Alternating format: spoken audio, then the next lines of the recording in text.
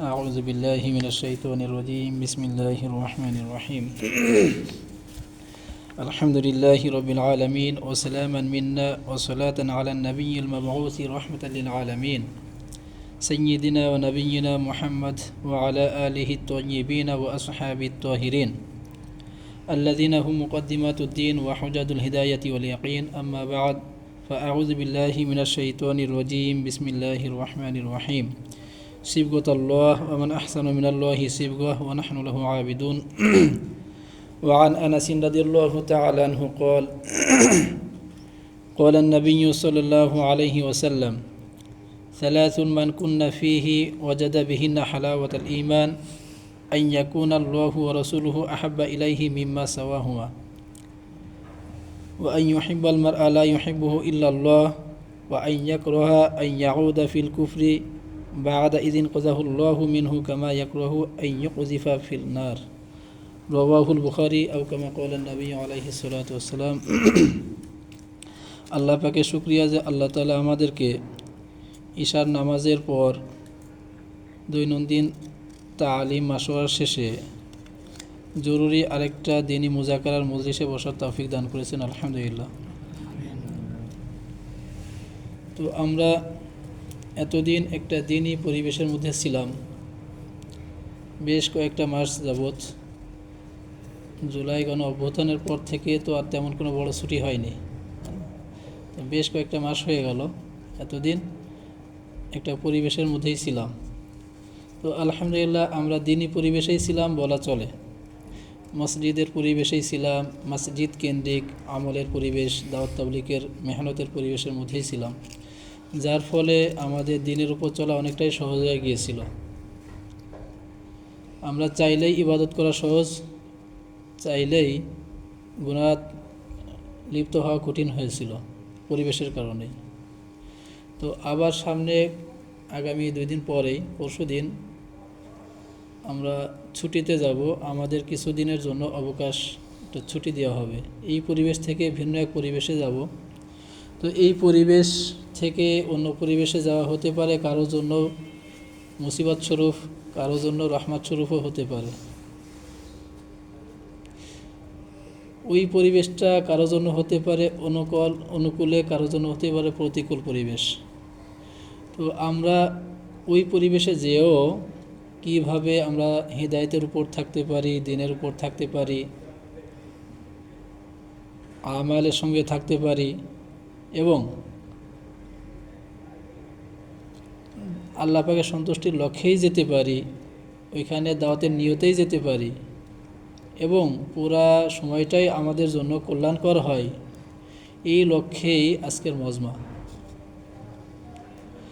তো যখন কোনো কাজ সামনে আসবে, যখন কোনো বিষয়, ওই বিষয় সম্পর্কে কিছু জ্ঞান অর্জন করা কুরআন হাদিসের আলোকে, এটা আমাদের জন্য করণীয় একটা গুরুত্বপূর্ণ একটা বিষয়। তো এটা আগেও বলা হয়েছিল যে বিষয়ভিত্তিক ইলম অর্জন করা প্রত্যেকটা মুমিনের জন্য ফরজ। যখন ওই বিষয়টা আমার জন্য আবশ্যক হয়ে যায় বা ওই কর্মটা আমার জন্য করতে হয়, একটা ছেলে তার উপর যখন নামাজ ফরজ হয় না, তো নামাজ সংক্রান্ত ইলম অর্জন করাও তার জন্য জরুরি হয় না। যখন তার উপর নামাজ ফরজ, নামাজ সংক্রান্ত ইলম শিক্ষা করাও ফরজ। কোনো ব্যবসায়ী যখন ব্যবসা শুরু করে, তার জন্য ব্যবসা সংক্রান্ত ইলম অর্জন করাও জরুরি হয়ে যায়। তো আমরা সফর করব, এতদিন এক পরিবেশে ছিলাম, এই পরিবেশ থেকে অন্য পরিবেশে যাব, ওই পরিবেশ সম্পর্কে অবগত হওয়া, কোরআন হাদিসের আলোকে কিভাবে আমরা চলবো না চলবো, কোন পরিবেশে যাইব, কোন জিনিসের থেকে বিরত থাকব, এই সম্পর্কে কিছু ধারণা নাও, এটা এক প্রকার জরুরি হয়ে দাঁড়িয়েছে এই সময়ে। তো আলহামদুলিল্লাহ এই সম্পর্কেই গুরুত্বপূর্ণ টপিক নিয়ে গত সপ্তাহে আলোচনা হয়ে গিয়েছিল সফরের আদাব এবং সফর সংক্রান্ত মাসাইল সংক্রান্ত বিষয় নিয়ে বিস্তারিত আলোচনা, প্রায় 1 ঘন্টার উপরে আলোচনা করেছিলাম। তো এর দ্বিতীয় ধাপ যেটা, এটা হলো এখন সেখানে যে করব কি। তো নতুন করে বলার দরকার নেই, সংক্ষেপ 2-1টা তারপরেও বলি যে আমরা তো একটা সফর করব, এই সফরটা যেন হয় আমাদের ইবাদত, ওই সফরটাই যেন হয় দাওয়াতের সফর, আল্লাহ পাকের সন্তুষ্টির একটা মাধ্যম হয়ে যায়। সে কীভাবে? যে এখানে আমরা এতদিন আমলের পরিবেশে ছিলাম, মাশাআল্লাহ, ওইখানে যাব আমলের নিয়তেই যাব, দাওয়াতের নিয়তেই যাব। আর আমার যাওয়া এবং ফিরে আসা সবটাই যদি, এবং মাঝখানে থাকার সময় সবটাই যদি আল্লাহ পাকের রাসূলের তরিকা অনুযায়ী হয়, তাহলে পুরো সময়টাই ইবাদতে গণ্য হবে। এই কথার ব্যাখ্যা, এই কথা তো উলামা ইকরাম প্রায় সময় বলে থাকেন, আমরা অনেক সময় শুনে থাকি। প্রত্যেকটা কাজ হতে পারে দুনিয়াবি কাজ, কিন্তু এটা যদি রাসূলের তরিকা অনুযায়ী হয়, শুরু শেষ মাঝে পুরাটাই ইবাদতে গণ্য হয়। তো আলহামদুলিল্লাহ, এখান থেকে আমরা যখন যাব সবাই নিয়তকে খালেজ করে নেব। প্রথম কাজ, প্রথম শর্ত, আমরা যেন দাওয়াতের নিয়তে যাই। আর যত যত উদ্দেশ্যেই যাব না কেন, সব কিছুই সহজেই আয়ত্তে আসবে যদি কিনা তার আগে আরেকটা কাজ করে যেতে পারি। সেটা হলো আমরা দাওয়াত এবং তাবলীগের উদ্দেশ্যে আল্লাহ রাস্তায় কিছু সময় লাগিয়ে যেতে পারি।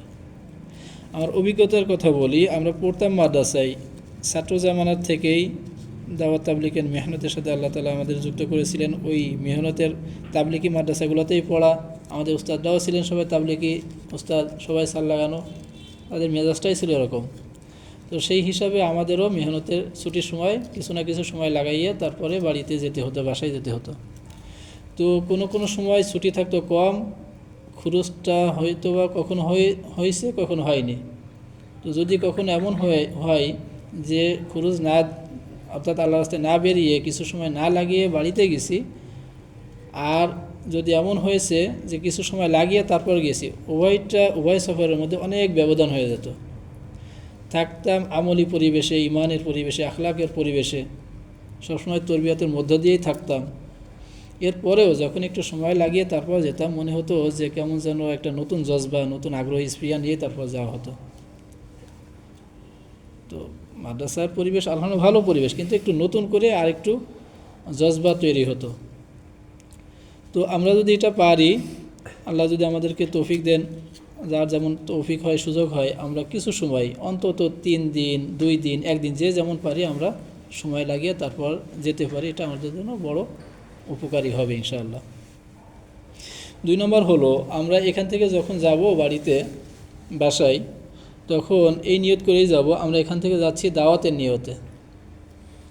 আলহামদুলিল্লাহ, কি সুন্দর এক পরিবেশের মধ্যে ছিলাম, কত ফায়দা হচ্ছে আমাদের। এক অন্ধকার জগতে ছিলাম, ওইখান থেকে আল্লাহ তাআলা আলো দেখিয়েছেন। আগে নামাজ পড়তাম না, নামাজের গুরুত্ব সম্পর্কে বুঝতাম না, এখানে আসছি, গুরুত্ব সম্পর্কে বুঝছি, এখন বেশ মজাও লাগে।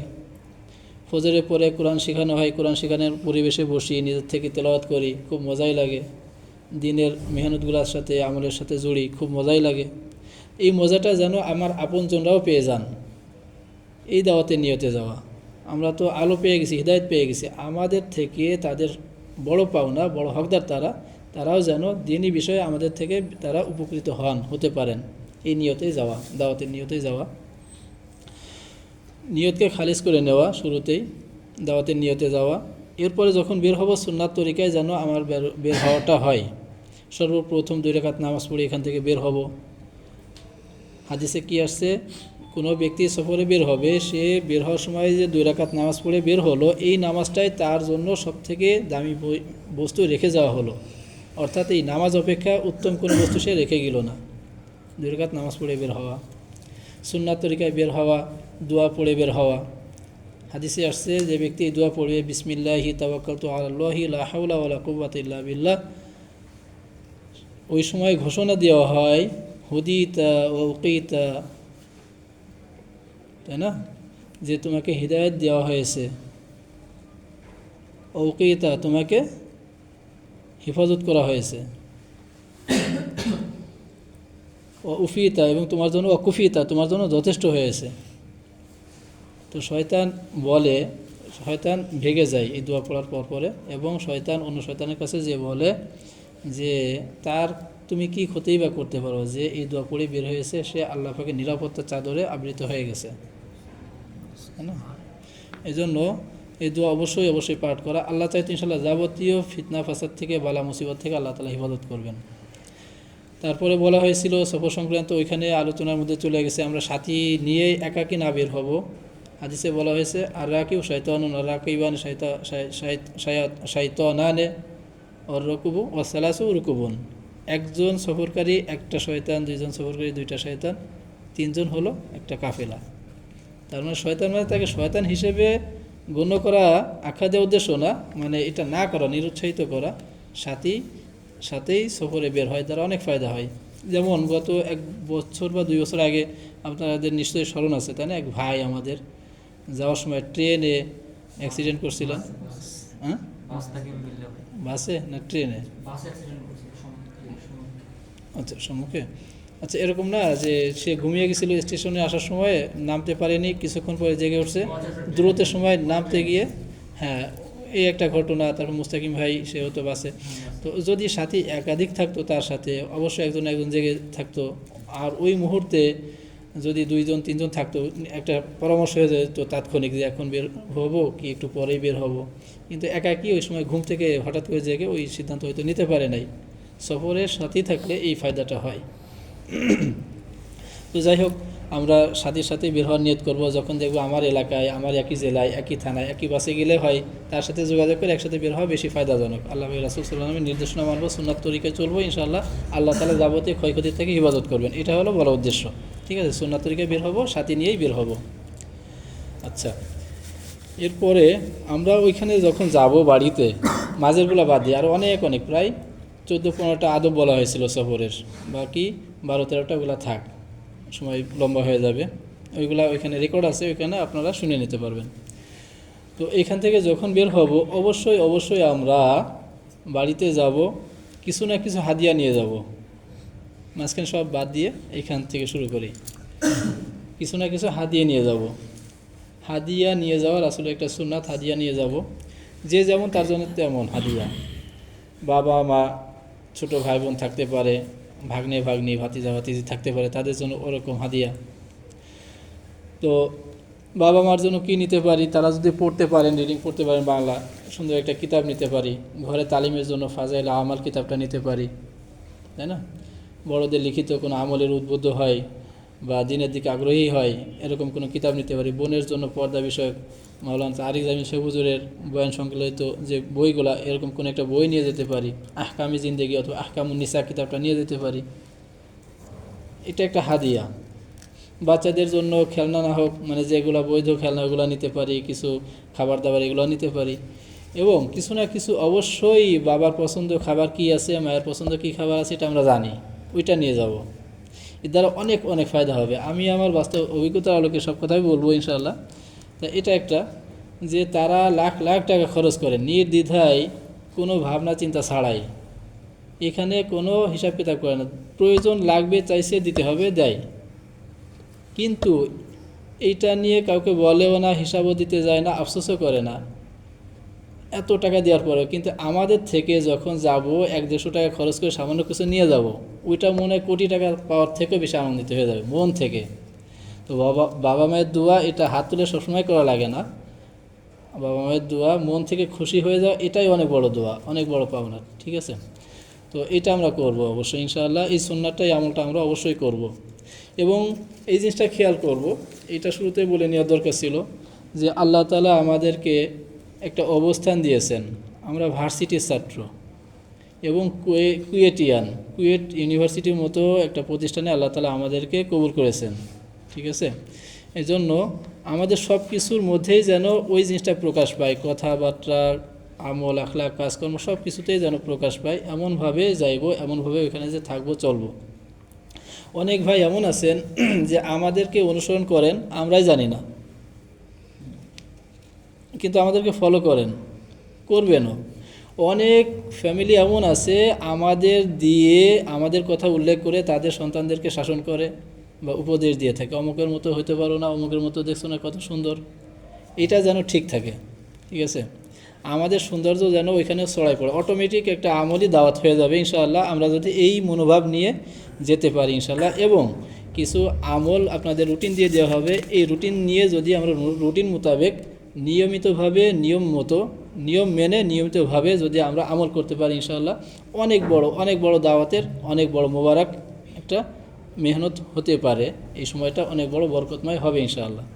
তো আমরা যখন যাব কিছু না কিছু অবশ্যই হাদিয়া নিয়ে যাব সুন্নাত হিসাবে, যে যেমন তার জন্য ওই অনুপাতের হাদিয়া, তাসবিহ, জায়নামাজ, আতর, ভাইয়ের জন্য আতর নিতে পারি, বোনের জন্য একটা পর্দা বিষয়ক একটা কিতাব নিতে পারি, মায়ের জন্য ওরকম কোনো একটা ভালো কিছু তাসবিহ নিতে পারি, তাই না? তারপরে তাদের প্রিয় খাবার অল্প টাকার মধ্যে এটা নিতে পারি। আচ্ছা, ওইখানে যেয়ে সবার সাথে সালাম দিব, মুসাফা করব। বাসায় যে আত্মীয় স্বজন যে যেমন আছে সবার সাথে, বাবা মা ভাই বোন সবার সাথে মুসাফা করা যায়। মাহরাম যারা তাদের সাথে মুসাফাও করা যায়, আমরা হয়তো জানি না, মুসাফা করা যায় এবং সুন্নাত।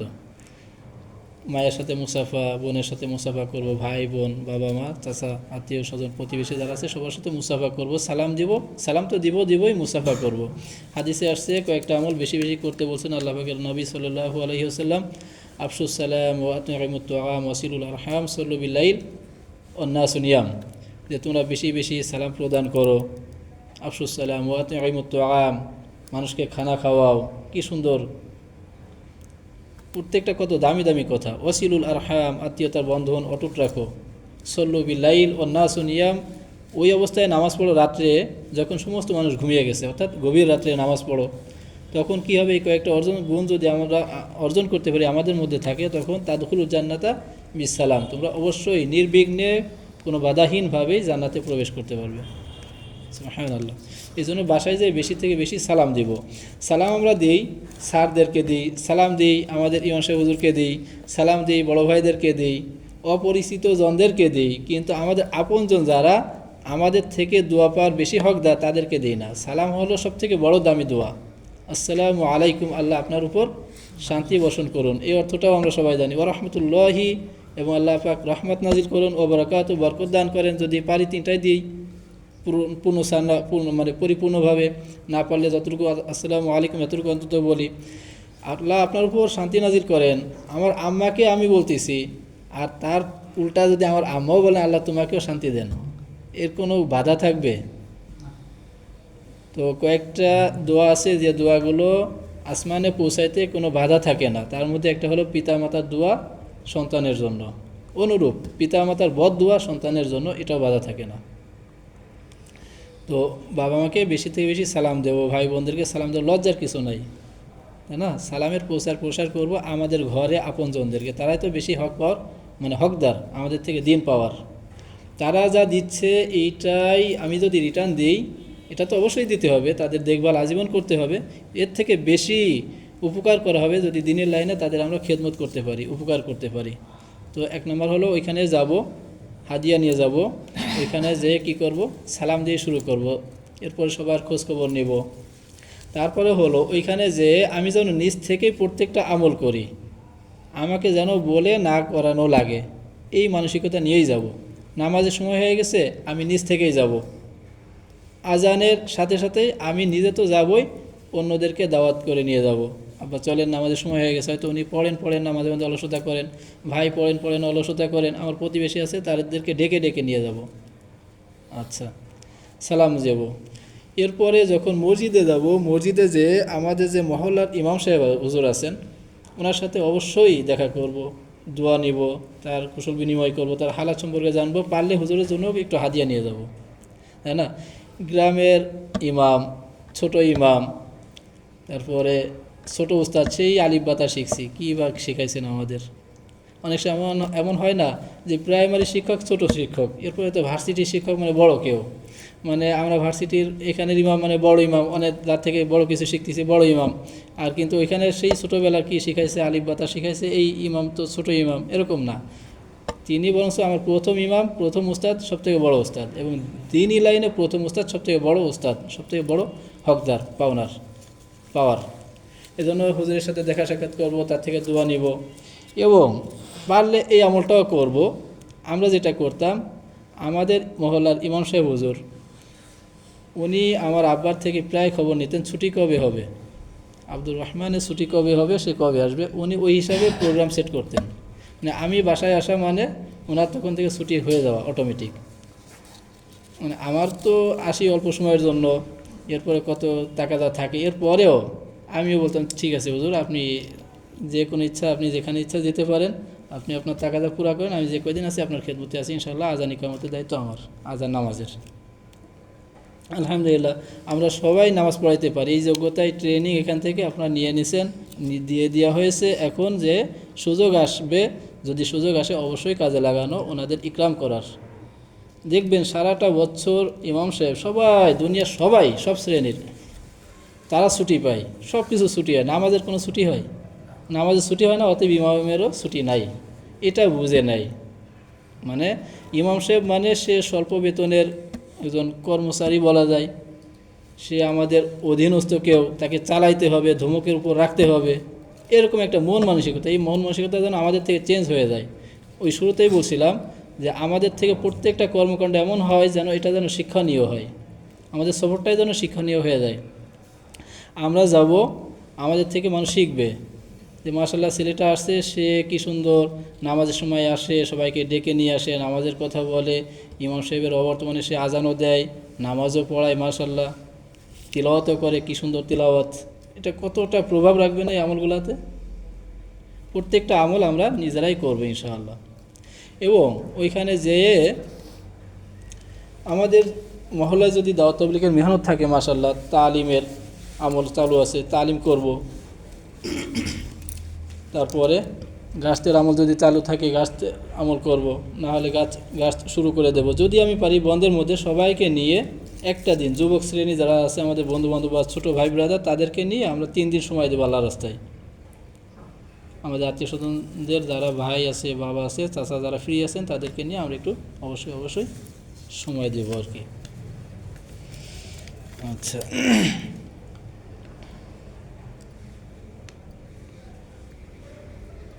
আচ্ছা ওইখানে যে অনেক ধরনের হক আছে, হকগুলো আদায় করব। প্রতিবেশীর হক, বাবা মায়ের হক, আত্মীয়র হক, প্রত্যেকে কার কি হক এটা আমরা জেনে নেব। এবং সামনে ইনশাআল্লাহ প্রত্যেকটা বিষয়ে টপিক নিয়ে আমরা যেহেতু আলোচনা হয় প্রতি সপ্তাহে চলতেও থাকবে, বিষয়ভিত্তিক আলোচনা, এক সময় একটা শিখে নেব, ওই অনুযায়ী আমল করব। তা এইগুলো এখনও হয়নি মনে হয়, তা এই বিষয়গুলো সামনে জেনে নেব। অন্তত আমরা কিতাব পাওয়া যেতে পারে, কিতাব থেকে পড়ে বা আমার থেকে শুনেও নিতে পারেন কার কী হক, ওই অনুযায়ী প্রত্যেকের হক আদায় করার চেষ্টা করব। ওই নিয়তেই যাব এবং যায় আমলও করব।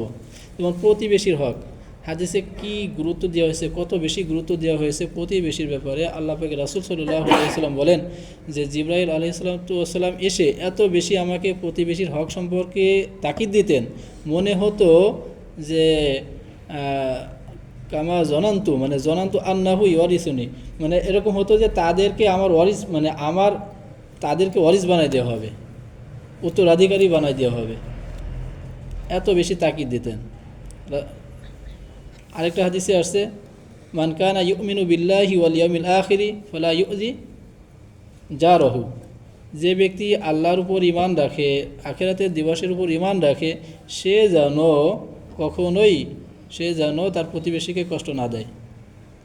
একই হাদিস মান কানা ইউমিনু বিল্লাহি ওয়াল ইয়াউমিল আখিরি ফালইকরিম জারহু, সে যেন প্রতিবেশীর যেন কি করে, ইকরাম করে, সদাচরণ, ভালো ব্যবহার করে তাদের সাথে।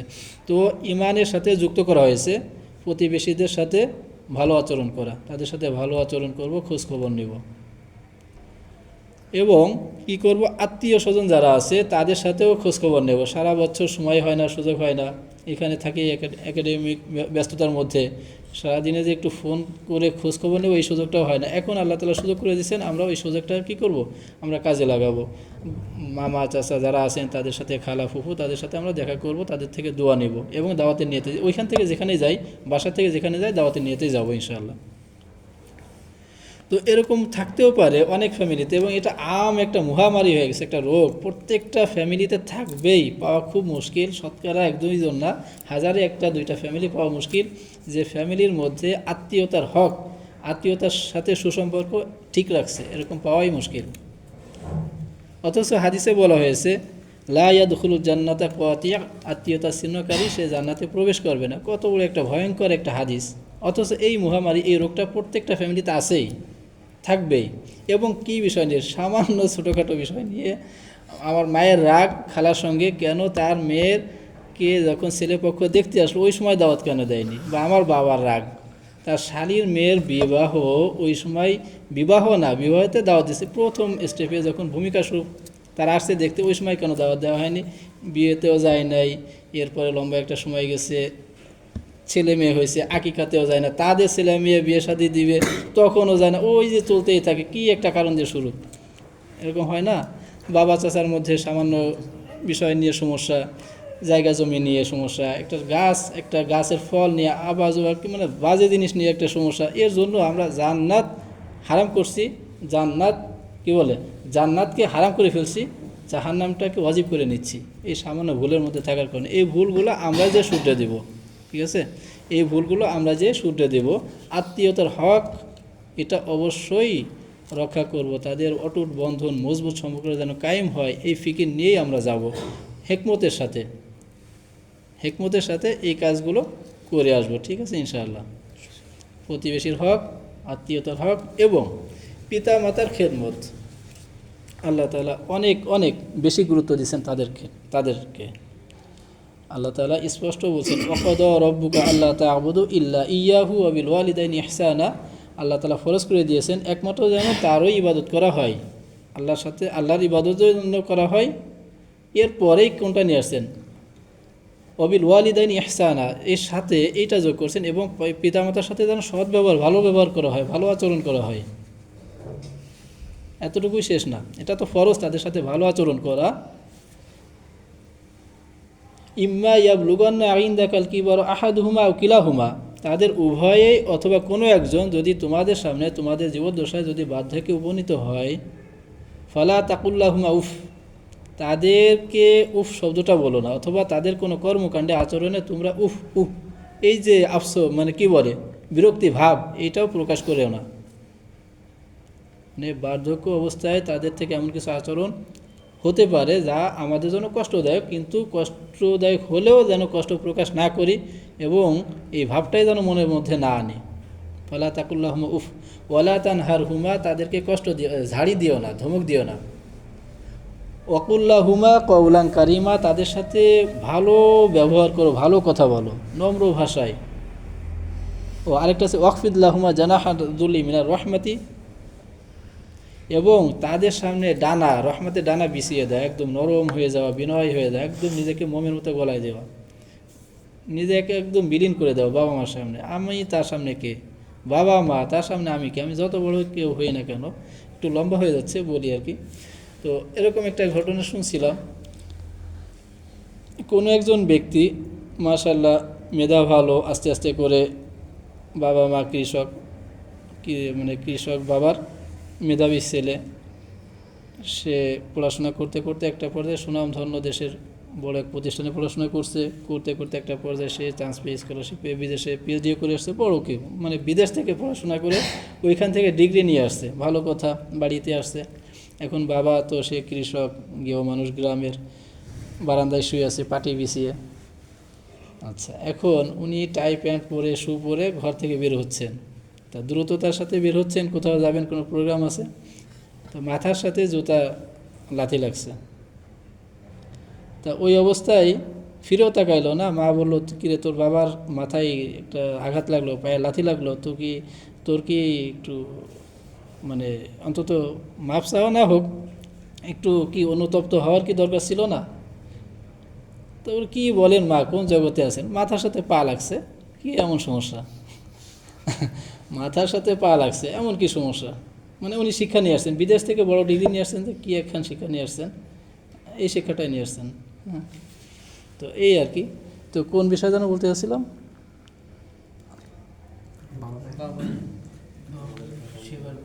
হ্যাঁ, বাবা সেবা, মানে তাদের সামনে বিলীন হয়ে যাওয়া, কোনো গর্ব অহংকার। আচ্ছা, আমি যত বড় হই সাথে সাথে তারা উঠবে। আগে আমি ছিলাম ছাত্রের সাথে পিতা মাতার নাম দেওয়া লাগে না এখানে ভর্তির ক্ষেত্রে, সর্বক্ষেত্রেই। তো আমি সাধারণ ব্যক্তির বাবা, সে এরপরে আমি যখন আরেকটা পদ পেয়ে যাবো, একটা সময় ধরে নেন আমি এখানে টিচার হয়ে গেলাম, তখন অমুক শিক্ষকের বাবা, তখন কি বাবার নাম অন্য কিছু হয়ে যাবে না? সেই বাবাই থাকবে। এর থেকে আরও বড় কিছু হয়ে গেলাম, দেশের প্রধানমন্ত্রী হয়ে গেলাম, তখন আমার বাবা তো উনিই থাকবেন, তাই না? মানে নিজে উঠি, সাথে তাকে নিয়ে উঠাই, নিজেও পানি যত অল্প পানিতে কচুরিপনা ভেসে থাকে 5 হাত গভীর পানি, তখন কচুরিপনা 5 হাত উপরের থাকে। এরপরে যখন 6 হাত হয়, জোয়ার থেকে পানি আসছে নদীর থেকে জোয়ারে, তখন ওই কচুরিপনা 1 হাত ডুবে যায়, তার থেকে 1 হাত উপরে পানি উঠে যায়। এরপর যখন 7 হাত হবে 2 হাত উপরে পানি উঠবে, কচুরিপনা নিচেই থেকে যাবে, এরকম নাকি উপরেই তাকে উপরে রাখা জিনিস উপরে তাকে সাথে নিয়েই ভাসতে থাকে, বিষয়টা এমন না। তো বাবা মা কচুরিপনার মতো ওইটা, মানে এটা উদাহরণ নিয়ে দিলাম, তারা এমন দামি জিনিস, মাথার উপরে থাকার জিনিস, তার মাথা যত ঘাড় যত উপরে হয় বাবা মাকে সাথে নিয়েই উঁচু হয়। ঠিক আছে, বাবা মার সাথে খুব বিনয় হওয়া, অহংকার প্রকাশ না পায় কোনো কথায় কাজে কর্মে, এটার দিকে খুব বেশি লক্ষ্য রাখা এবং তাদের খেদমত করা। খেদমতের মানসিকতা যদি আমার থাকে, দেখবেন খেদমতের অনেক অনেক স্রোত আমার সামনে এসে যাবে। আবেগে বিবেক নষ্ট হয়ে যায় এরকম একটা কথা আছে, আবার আবেগে বিবেক খুলেও যায়। আমার যদি আবেগ থাকে আমি বাবা মায়ের খেদমত করব, অনেক সময় বিবেক খুলে যাবে কোনভাবে খেদমত করা যায়। উদাহরণস্বরূপ, আমি তো এখানে নিজের কাজ নিজেই করি, তাই না? আমার বিছানা আমি নিজে বানাই, আমার কাপড় চোপড় আমি নিজেই ধুই। ওইখানে যে বাবা মায়ের বিছানাটা আমি একটু করে দিলাম, মশারিটা টানাই দেয়, এটা কি অনেক জটিল কোনো কিছু নাকি? আমি ভার্সিটির ছাত্র, আমি কেন এই কাজ করতে যাব? কী বলে সিরাজ ভাই, এটা একটা প্রেস্টিজের বিষয় হয়ে দাঁড়াবে না? আপনি ভার্সিটির ছেলে, মানে ছাত্র, আপনার বাবা মায়ের মশারি টানাইতে যাবেন, এটা কেমন কথা? তারপরে বাবা মায়ের কাপড় ধুয়ে দেওয়া, কাপড় কেচে দেওয়া, এমনকি পারলে আমরা এটাও করব, তাদের রান্না বান্নার কাজেও সহযোগিতা করতে পারি। এটা আমরা করি না, জামাতে যে নিজেরা কাজকর্ম করি, মাশাল্লাহ। এটা তো লজ্জাজনক কিছু না, এটা তো আরও একটা কী বলে, একটা গুণ, একটা যোগ্যতা, যে আমার এই যোগ্যতা অর্জন হয়েছে, আমি নিজের কাজ নিজে করতে পারি, মাশাল্লাহ। আর ওই কাজ যদি আমি নিজেই করতে পারি, তাহলে বাবারটা কেন করব না? তারা তো আজীবন আমাদের জন্য করছেনি। এরপরেও আয়াতের শেষে, সংক্ষেপে করি, আয়াতের শেষে আরেকটা হুকুম আল্লাহ তাআলা করছেন, ওয়াকুর রব্বির হামহুমা কামা রাব্বায়ানি সগীরা, এবং তাদের জন্য দোয়া করো। রব্বির হামহুমা, আয় আল্লাহ আপনি আমার পিতামাতাকে রহম করেন, দয়া করেন, কামা রাব্বায়ানি সগীরা, তারা যেভাবে ছোটোবেলা আমাকে প্রতিপালন করছেন রহমতের সাথে, দয়ার সাথে, তারা তো তখন ভিন্ন কিছু ভাবেন নাই, ওইভাবেই আপনি তাদের উপর রহম করেন, করম করেন, দয়া করেন, মায়া করেন। এই দোয়াটা বেশি বেশি করা। তাহলে কী কী গেল? অনেকগুলাই তো গেল, তাই না? ওইখানে যাব যে কোনো পরিবেশেই আমি মিশতে পারি না, যে কোনো প্রোগ্রামে আমি অ্যাটেন্ড করতে পারি না, খেয়াল করতে হবে আমি কোন প্রতিষ্ঠানের ছাত্র, এবং আমি ওইখানে শুধু প্রতিষ্ঠানের ছাত্র না, কোন পরিবেশের আমার কোন ট্যাগ লেগে গেছে, আমার মাথায় টুপি, মুখে দাড়ি, গায়ে পাঞ্জাবি, তো আমি যে কোনো পরিবেশেই মিলে যেতে পারি না। হ্যাঁ, ওইখানে যে হয়তো বন্ধুবান্ধব ডাকবে, চলে অনেক দিন পরে দেখা হলো, কেউ হয়তো চাকরি বাকরি করে, কেউ হয়তো ইউনিভার্সিটিতে পড়ে, দেখা হবে, চল আজ আমরা অন্য জায়গা থেকে ঘুরে আসি, এমন একটা জায়গা যেটা কিনা কোনো একটা কনসার্ট ইত্যাদি না, আল্লাহ মাফ করুক, এরকম কোনো গুনাহের পরিবেশে না যাওয়া, বরঞ্চ তাদেরকে দাওয়াত দেওয়া, বোঝানো যে দেখো এটা তো ঠিক হবে না, এটা তো আমরা মুসলিম, এটা আমার বড় পরিচয়, প্রথম পরিচয়, মুসলমান হিসেবে আমি ওইখানে কেন যাই, বা তুমিও বা কেন যাইবে, চলো এর থেকে আমরা ওই কাজটা করি, একটা ভালো কাজের কথা বলা, যে কোনো পরিবেশে না যায়, এমন কোনো আচরণ না করা, মানুষ যেন ভিন্নটা ভেবে নেয়, যে ভাবছিলাম তো মাশাআল্লাহ অমুকের ছেলেটা ওইখানে যে খুব দিনদার হয়ে আসছে, হুজুর হয়ে আসছে, এখন কি দেখি, এখন তার আচরণ এমন, সে এরকম কর্কশ ভাষায় কথা বলতে পারে, সে মুরব্বীদের সাথে এরকম বেয়াদবি করতে পারে, সে কিভাবে তার সাথে এইভাবে উত্তরটা দিল, সে ওই পরিবেশে তাকে কেন দেখলাম, ডিজে গান বাজাচ্ছে, সবাই নাচ গান, সেখানে দেখলাম ওই ছেলেটা এরকম, মানে এমন যেন না হয়। ঘরের মধ্যে যাব, ঘরের মধ্যে পরিবেশ, পর্দার পরিবেশ, দিনদারি পরিবেশ কায়েম করার চেষ্টা করব। পর্দা কাদের সাথে করতে হয়, কাদের সাথে করতে হয় না, এটা আমরা জানি 14 শ্রেণীর, এটা জেনে নেব যাওয়ার সময়, এখন বিস্তারিত বলে সময় বেড়ে যাবে। মা, বোন, ফুফু, খালা, এনারা তো আপন রক্তের সম্পর্কীয়, ভাতিজি, ভাগ্নি, দাদি, নানি, শাশুড়ি, এনাদের সাথে পর্দা করা লাগে না। মাহরাম, গায়রে মাহরাম যারা, তাদের সাথে অবশ্যই পর্দা করতে হবে। চাচাতো বোন, খালাতো বোন, ফুফাতো বোন, মামাতো বোন, ভাবি, গ্রামে অনেক বেশি হয়। হ্যাঁ, অনেক বেশি হয়, এই জন্যই তো এই যে এখান থেকে শিক্ষা নিয়ে যাচ্ছি, ওইখানে যে আমল করার চেষ্টা করব।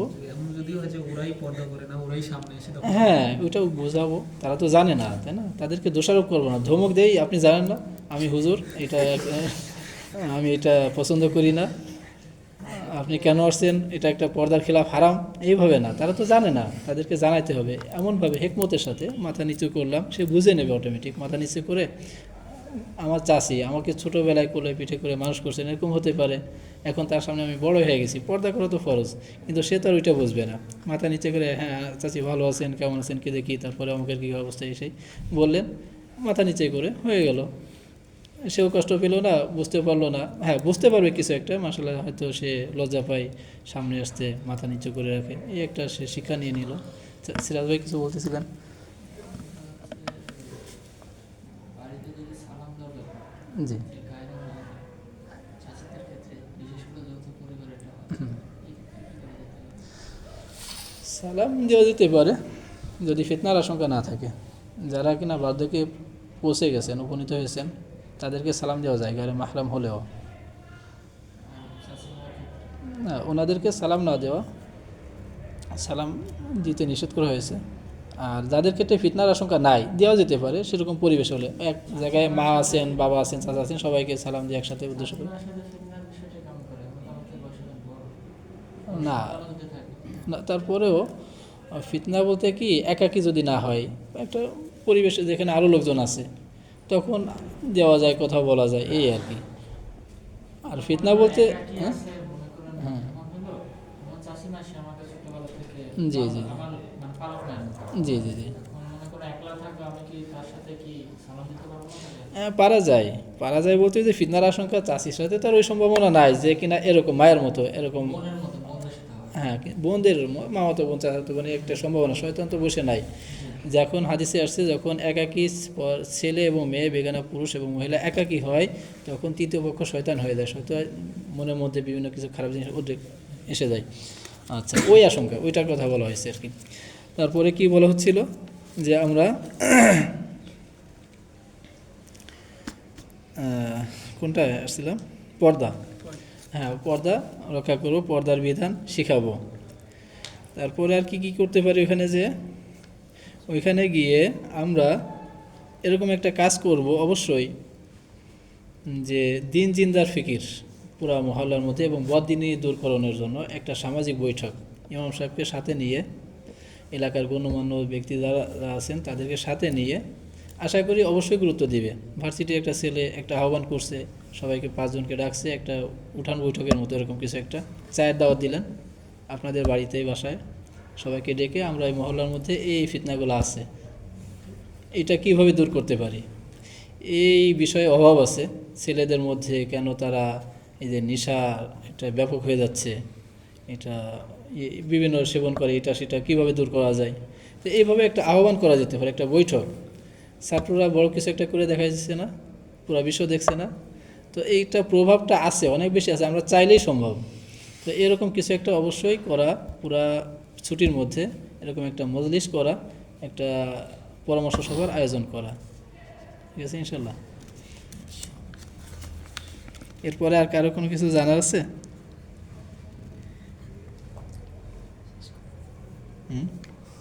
আচ্ছা, আর কোনো কিছু? অনুষ্ঠানে যোগদানের বিষয়টা মানে কেমন? মনে করেন আগে তো একটা তো হচ্ছে যে পুরোপুরি হারাম আছে, যেটা হচ্ছে কনসার্ট বলেন, গান বাজনা বলেন, বা গায়ের মারানোর সম্ভব বেশি আছে। জি, যেটা বিশেষ করে দেখা যায় রমজান মাসগুলোতে ইফতার পার্টির নাম যেগুলো হয়, হ্যাঁ, আমি সরাসরি কথা বলবো, জি, সেটা হচ্ছে আমাদের স্কুল কলেজগুলোতে হয়, হ্যাঁ, রেস্টুরেন্টগুলোতে করে এবং খোলা ময়দান করে, যেটা এগুলো তো মনে করেন আমি চাইলে অ্যাভয়েড করতে সহজ আমার জন্য। জি, বাদ বাকি হচ্ছে যেগুলো এখন বর্তমান জামানায় বিয়ের অনুষ্ঠানগুলা, এগুলো তো পুরোপুরি ইসলাম শরীয় অনুযায়ী হয় না। না হয় না, একটা ব্যাপার সেটা হচ্ছে আমার জানতে চাচ্ছে, আমার বন্ধু বান্ধবদের যদি হয় জি, পক্ষ থেকে দাওয়াত আসলো, আরেকটা হলো আমার কাছের আত্মীয় থেকে দাওয়াত আসলো, জি। এটা কীভাবে আমি বিষয়টা নিয়ে আমি কীভাবে সামলাবো? আচ্ছা, প্রশ্ন এটা কি রেকর্ডের মধ্যে লম্বা হয়ে যাবে, ওইটা কি এটা শেষ করে পরে আবার করি নাকি? হ্যাঁ, একসাথে থাকবে। আচ্ছা, তাহলে কি যেন বলতেছিলেন, যে কিছু পরিবেশ হয়ে গেছে এমন যেটা কিনা বিয়ে শাদীর অনুষ্ঠান, এখন সেক্ষেত্রে আমি কিভাবে দিনের, এটা হচ্ছে আমার বন্ধুর পক্ষ থেকে দাওয়াত জি। হুম। আরেকটা হচ্ছে আমার আত্মীয় স্বজনের দাওয়াত, দুইটাকে আমি কিভাবে সমাধান করবো বা ওই পরিবেশটাকে কিভাবে মানাই নিতে পারি? এটা অনেক সুরত আছে, আমি বললাম না, ইচ্ছা থাকলে সম্ভব হবেই। সর্বশেষ যদি আমি চেষ্টা করি নাও পারি, আমি গেলাম না, এটা একটা উত্তম সমাধান সর্বশেষ। না গেলে তো সম্পর্ক খারাপ হবে। না, সম্পর্ক খারাপ ওইটা অন্যভাবে ম্যানেজ করে নেওয়া। এখানে একটা উসুল মনে রাখবো, যে ব্যক্তি আল্লাহকে অসন্তুষ্ট করে আল্লাহকে নারাজ করে, খালেককে অসন্তুষ্ট করে মাখলুককে সন্তুষ্ট করতে যায়, কোনো কাজ করলো, মাখলুকের সন্তুষ্টির জন্য কোনো কাজ করলো, যে কাজে খালেক অসন্তুষ্ট হয়ে যাবেন। হ্যাঁ ওটা জানি, এটা জানেন? হ্যাঁ এটা জানি। অতি সত্বর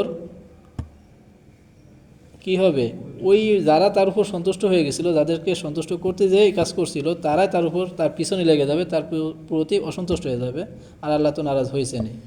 আর যে ব্যক্তি আল্লাহকে সন্তুষ্ট করার জন্য কোনো কাজ করবে, চাই মাখলুক অসন্তুষ্ট হোক না কেন, কিছুদিন পরে তারাই, এখন না বুঝে আসলো, কিছুদিন পরে তারা ভুলটা বুঝবে এবং তারাই তার অনুগত হয়ে যাবে।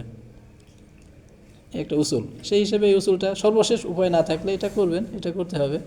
আর এর আগে যদি এমন হয় যে আমি যাওয়ার দ্বারা অন্তত কি হবে, একটা মানে সবটা না হলেও 10টা ফিতনা হবে, নিশ্চিত হবে, আমি যাওয়ার দ্বারা অন্তত একটা হলেও কম হবে, এটাও যদি সম্ভব হয়, তারপরে গেলেন, নিজেও গুনাহ থেকে বাঁচলেন, এবং আপনার দ্বারা কি হলো, ওইখানে আপনি গিয়েছেন বিয়ের অনুষ্ঠানে, কিন্তু ওই বিয়ের গাড়ির মধ্যে গান বাজাইতে বাজাইতে যাচ্ছে, এরকম হয় না, বিবাহের গান, বিভিন্ন কিছু।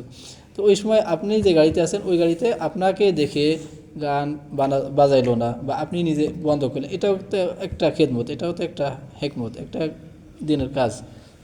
আবার এরকম হতে পারে, আপনি গিয়েছেন মাশাআল্লাহ ভালো, আপনি ছেলের পাশেই, আপনার বন্ধুর পাশেই আছেন, যার ফলে মেয়ে আসে না, মেয়ে পক্ষ এসে যে হাত ধোয়ানো ইত্যাদি বিভিন্ন যে কাহিনিগুলো করে, এটা পারে না, একজন হুজুরকে দেখে বা আপনি বলে দিয়েছেন, তা না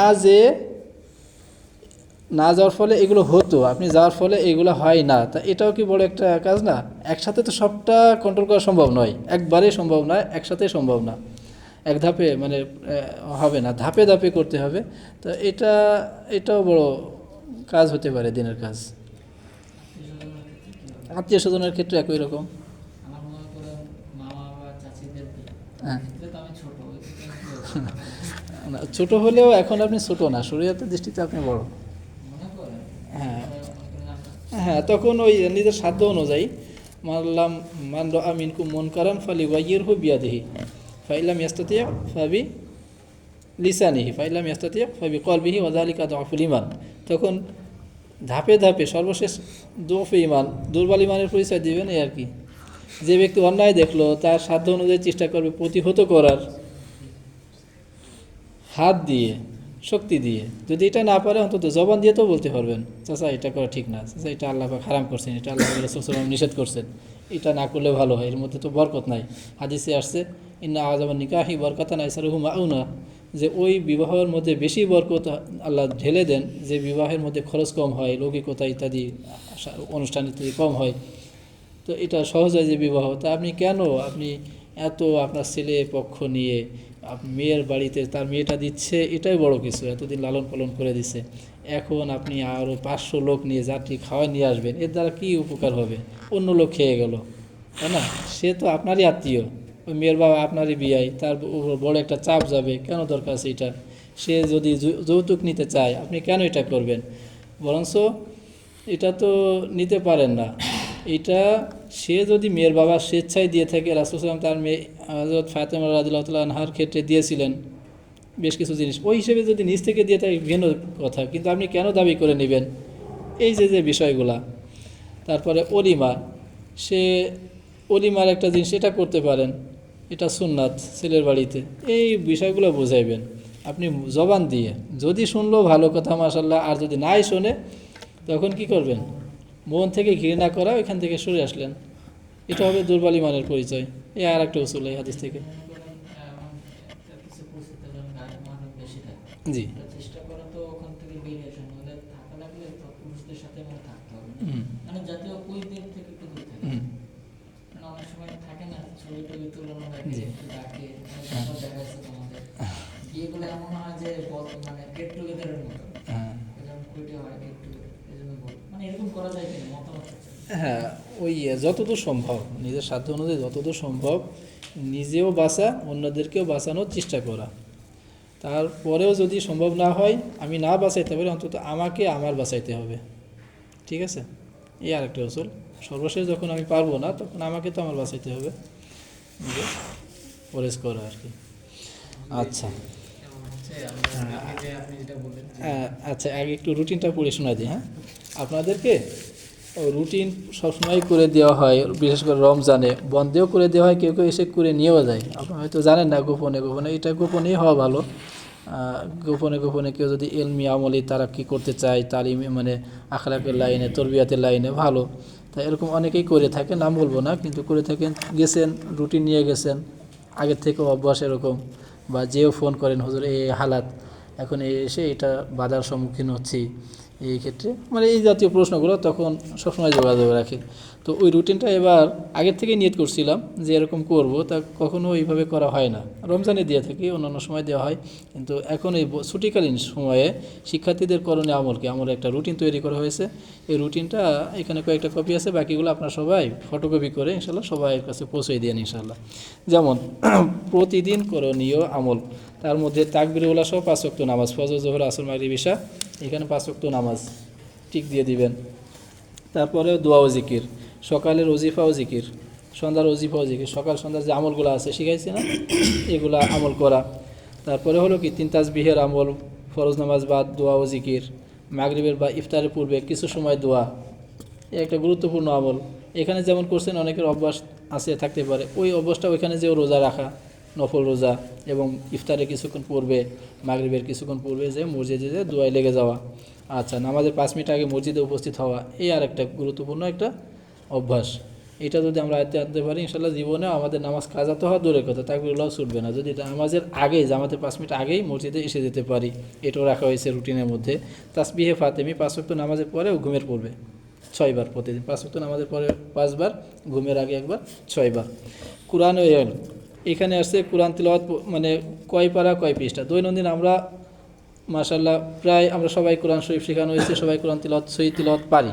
এখন ওইখানে যেও, এখানে যেমন আমল করতাম ওইখানে যেও আমল করবো। সকালে সূরা ইয়াসিনের তিলাওয়াত মসজিদে করলাম, না হলে ঘরে, ঘরে আলাদা একটা প্রভাব পড়লো, ঘরেও করতে পারি।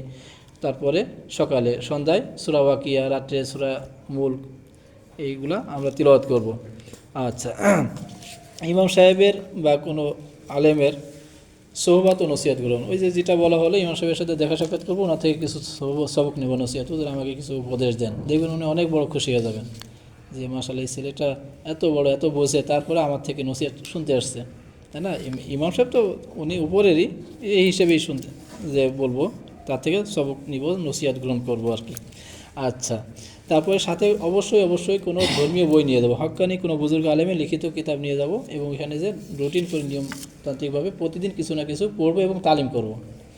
আচ্ছা, সুন্নাত ও নফল নামাজ, তাহাজ্জুদ নামাজ, ইশরাক নামাজ, চাশত, আওয়াবিন, এই আমলগুলো এখানে যেমন ছিল, অনেকের আদত আছে, অভ্যাস আছে, ওইখানে যেও করব। অন্যান্য আমল, সালাম ও মেসওয়াকের আমল, মেসওয়াক আছে সবার কাছে?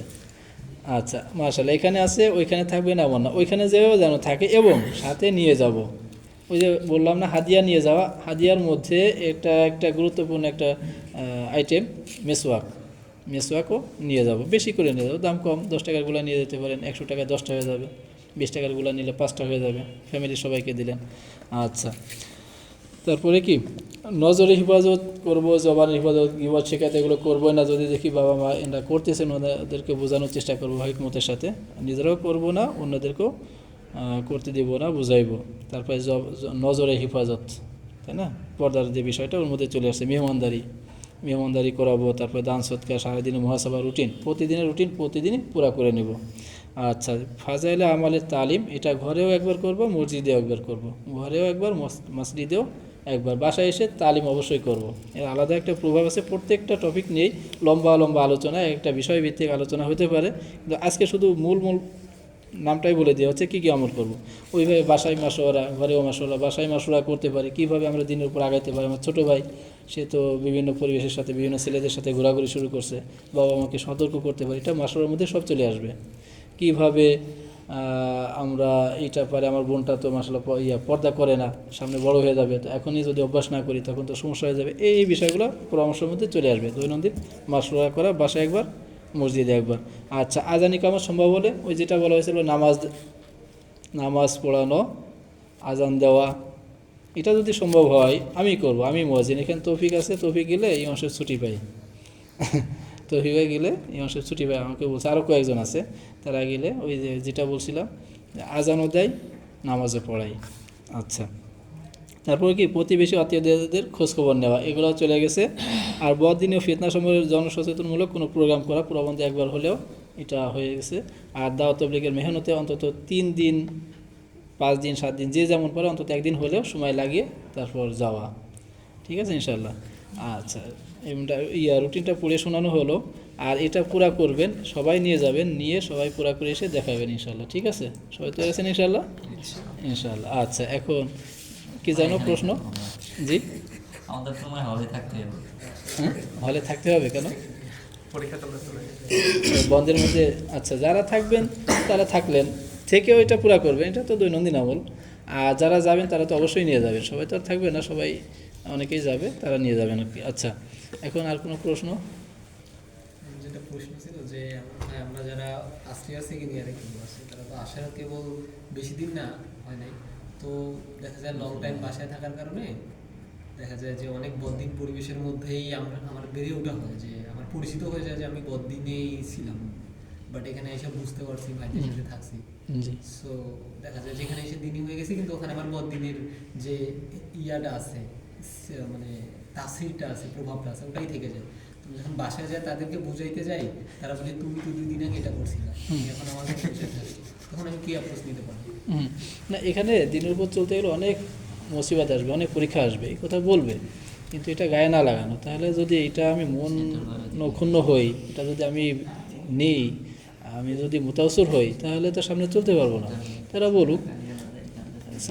রাসূল সাল্লাল্লাহু আলাইহি ওয়াসাল্লাম যখন এসে দাওয়াত দেওয়া শুরু করলেন, তখন ওনার মতো বিশ্বাসী মানুষ, আলামিন উপাধি পেয়ে গেছেন, এত বড় ভালো মানুষ, সবার প্রিয় মানুষ, সে কোন পজিশনে চলে গেছে খেয়াল করছেন?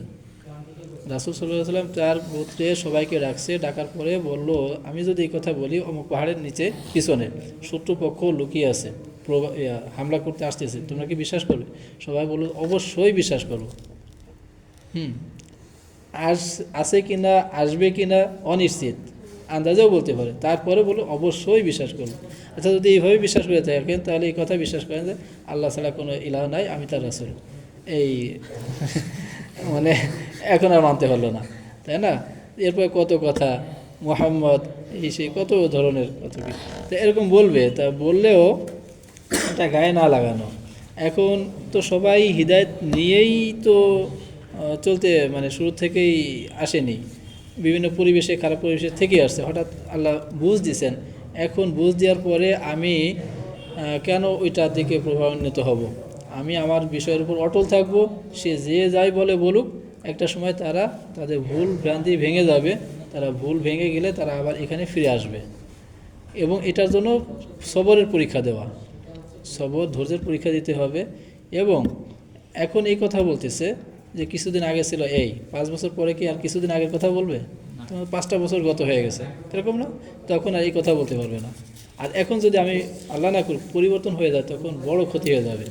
এই হাদিসটাই শুরুতে খুতবার মধ্যে তিলাওয়াত করা হয়েছিল, যে হযরত আনাস রাদিয়াল্লাহু তাআলা আনহু থেকে বর্ণিত, তিনি রাসূল সাল্লাল্লাহু আলাইহি ওয়াসাল্লাম বর্ণনা করেন, 3টা গুণ এমন আছে, মানে যে ব্যক্তির মধ্যে আছে সে ঈমানের স্বাদ পাবে, প্রকৃত স্বাদ, ঈমানের স্বাদ আস্বাদন করবে 3টা গুণ থাকলে, 3টা বিষয় যার মধ্যে আছে, সেই প্রকৃত ঈমানের স্বাদ আস্বাদন করতে পারবে, দিনের উপর চলার মজা সে উপলব্ধি করতে পারবে। তার মধ্যে একটা হলো কি, আইয়াকুনা আল্লাহু ওয়া রাসূলুহু আহাব্বা ইলাইহি মিন সিওয়াহিমা, যে আল্লাহ এবং আল্লাহ রাসূল তার কাছে দুনিয়া সব কিছুর থেকে বেশি প্রিয় হয়ে যাবে, সব কিছুর থেকে আল্লাহ প্রিয় আমার কাছে, সব কিছুর থেকে রাসূল প্রিয়, এই মনোভাব যখন আসবে, 1। 2 নম্বর হবো, ওয়া আইয়াহুব্বাল মারআ লা ইউহিব্বুহু ইল্লাল্লাহ, কাউকে মুহাব্বত করে তো আল্লাহকেই, আল্লাহর জন্যই মুহাব্বত করে, কাউকে ভালোবাসে আল্লাহর জন্যই ভালোবাসা, যা করবে আল্লাহর জন্যই করবে, আল্লাহর জন্যই, যে বিষয়টা, প্রত্যেকটা বিষয় আল্লাহর জন্যই হয়ে যাওয়া একটা গুণ। আর একটা হলো কি, দুনিয়ার মধ্যে সবথেকে প্রিয় আল্লাহ এবং রাসূল হয়ে যাওয়া। আরেকটা কি আইয়াকরুহা আইয়াউদা ফিল কুফরি, দেখেন এই শেষটা, বাগদা ইদিন কযাহুল্লাহু মিনহু কামা ইয়াকরুহু আইয়ুকযিফা ফিন নারি, যে সে হিদায়াত প্রাপ্তির পরে পুনরায় গুমরাহির মধ্যে ফিরে যাওয়াটাকে এইভাবে অপছন্দ করে, এইভাবে ঘৃণা করে, ভয় করে, যেভাবে সে ঘৃণা করে অপছন্দ করে আগুনে ঝাঁপ দেওয়াতে। তাহলে ইমানের স্বাদ তো তখনই পাবো যখন আল্লাহ তাআলা একটা জগৎ থেকে আমাকে এই আলোর জগতে নিয়ে আসছেন। এখন ওই জগতে আবার ফিরে যাওয়াটা এইভাবে আমার মধ্যে ভয় হবে, যেভাবে আগুনে ঝাঁপ দেওয়াতে যত বেশি পরিমাণ আমি ভয় করি, ওই পরিমাণ ভয় যদি আমার মধ্যে এসে যায় যে আবার সে আবার আগের অবস্থায় ফিরে যাওয়া, এই পরিমাণ যখন ভয় আমার মধ্যে কাজ করবে তখন আমার মধ্যে ইমানের স্বাদ আমি আস্বাদন করতে পারবো। ঠিক আছে, এই জন্য ওই একটা পর্যায়ে নিয়ে যাওয়া নিজেকে, যে তারা যে কোনো পরিবেশে আমাকে আহ্বান করুক না কেন, যে কোনো পরিবেশে আমাকে দাওয়াত দিক, ডাকুক, আমি ওইভাবেই ভয় করব যেভাবে আগুনে ঝাঁপ দেওয়াকে ভয় করি। তাহলে কি হবে, ইনশাল্লাহ তখনই আমি ইমানের উপর অটল থাকা, অবিচল থাকা সহজ হবে এবং প্রকৃত ইমানের স্বাদ আস্বাদন করতে তখনই পারবো আর কি ইনশাল্লাহ। আর কোনো সাইদ ভাই, আদর আলী ভাই, কোনো সজীব ভাই, অনেক প্রশ্ন আছে নাকি? হাসে সবাই। আচ্ছা রবিউল ভাই, নুরুল মাহমুদ ভাই, তারপরে ভাই কি জানো, আদর ভাই, মাশাআল্লাহ দুইজন আদর ভাই, তারপরে মতিউর ভাই, মেহেদি ভাই, তিনজন। আচ্ছা, কারো কোনো প্রশ্ন নাই তো? আচ্ছা ঠিক আছে, ইনশাল্লাহ আজকে এই পর্যন্তই থাকতে পারে। সুবহানাল্লাহি ওয়া বিহামদিহি, সুবহানাকাল্লাহুম্মা ওয়া বিহামদিকা, আশহাদু আল্লা ইলাহা ইল্লা আনতা, আস্তাগফিরুকা ওয়া আতুবু ইলাইকা।